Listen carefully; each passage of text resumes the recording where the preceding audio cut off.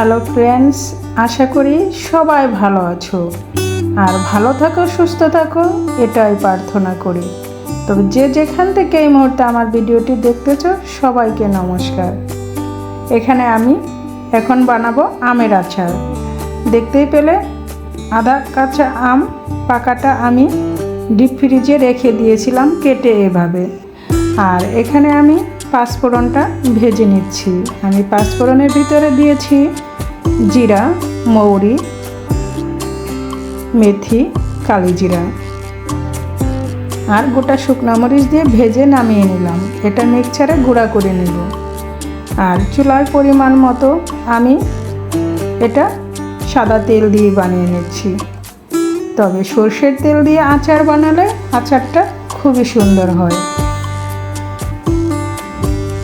আর এখানে দিয়ে দিচ্ছি গোটা তেজপাতা ও শুকনা মরিচ। শুকনা মরিচটাকে আমি খুন্তির সাহায্যে এভাবে কেটে দিলাম।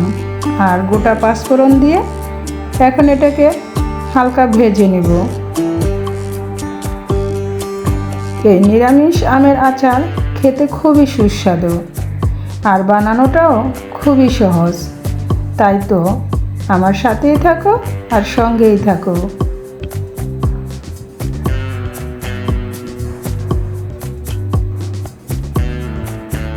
আমি এখন আমগুলো দিয়ে দিলাম।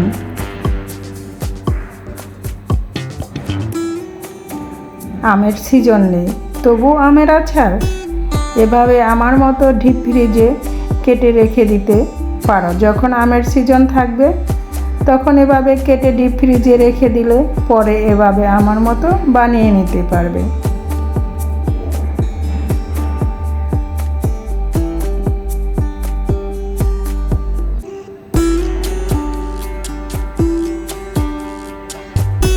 তবে যারা ভিডিওটি দেখতে দেখতে লাইক দিতে ভুলে গিয়েছো, প্লিজ ভিডিওর শুরুতে একটা লাইক দিয়ে ভিডিওটা কন্টিনিউ করো।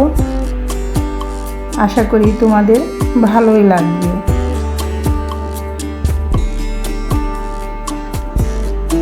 আমার সাথেই থাকো আর দেখতেই থাকো আমি কিভাবে আমের আচারটা বানাচ্ছি। আচার সবাই আমরা কম বেশি বানাতে পারি, তবে এক একজন এক এক রকমভাবে আমরা তৈরি করি। তবে আমের আচারটা আমি খুবই নর্মালভাবে তৈরি করতেছি। তাই তো যে কেউ এই আচারটা বানাতে পারবে। দিয়ে দিলাম 1 টেবিল চামচ শুকনো মরিচের গুঁড়া আর দিয়ে দিলাম পরিমাণ মতো হলুদ গুঁড়া, ধনিয়া গুঁড়া। এখন সবগুলো উপকরণ দিয়ে আমটাকে ভালো করে নেড়ে চেড়ে এভাবে ভেজে নেব।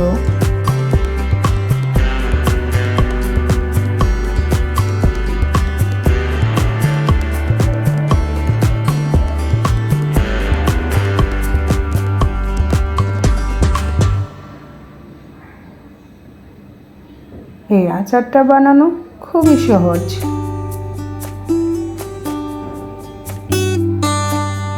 আমরা যারা একদম আচার বানাতে পারি না তারাও আমার এই ভিডিওটি ফলো করলে অবশ্যই পারবে।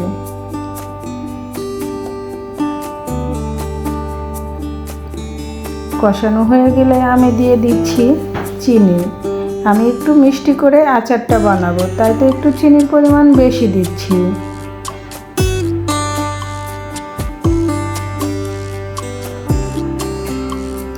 এখন চিনি দিয়ে এটাকে নেড়ে চেড়ে নেব। এখন চিনি থেকে দেখা যাবে মিনিট 2 পরে জল ছেড়ে দিয়েছে।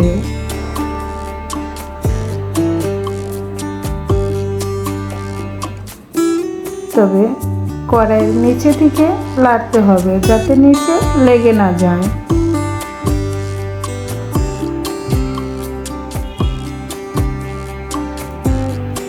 আমি এটা চিনি দিয়ে বানাচ্ছি দেখে আচারের কালারটা একটু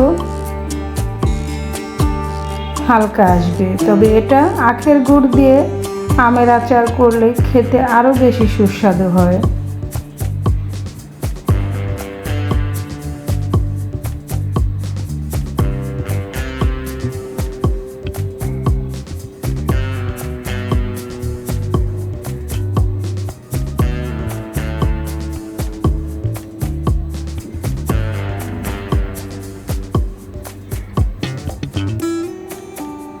এভাবে অনবরত নেড়ে চেড়ে নিতে হবে।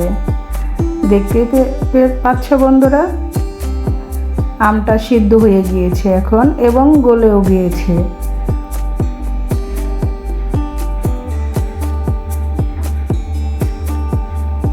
এভাবে নেড়ে চেড়ে আরও কিছুটা সময় রান্না করে নিতে হবে। আচারটা যখন হয়ে যাবে তখন আচার থেকে তেলটা আলাদা হয়ে যাবে। দেখতেই পাচ্ছ তেলটা আস্তে আস্তে আচার থেকে ছেড়ে দিচ্ছে। আমার আচার বানানোটা তোমাদের কাছে কেমন লাগলো অবশ্যই কমেন্টস করে জানাবে। আর নতুন বন্ধু যারা আমার ভিডিওটি দেখতেছো, যদি ভালো লাগে আমার চ্যানেলটা সাবস্ক্রাইব করে পাশে থেকে যাবে।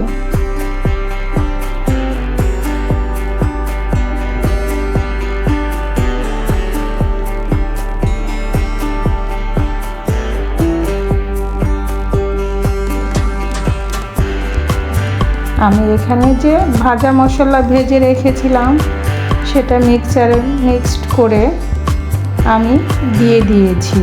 ক্যামেরাটা অন করতে ভুলে গিয়েছিলাম।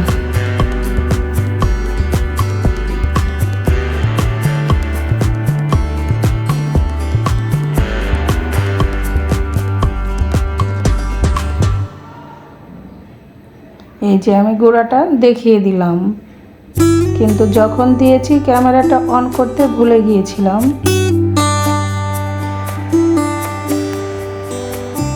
নামানোর আগে এই ভাজা গুঁড়াটা দিয়ে নামিয়ে নিতে হবে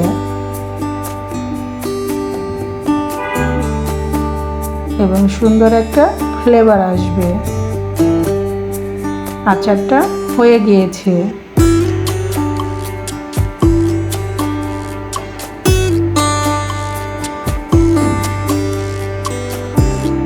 সবাই ভালো থেকো, সুস্থ থেকো। আবার দেখা হবে নতুন কোনো ভিডিওতে। তাহলে আমি আজকের মতো এখানে বিদায় নিচ্ছি।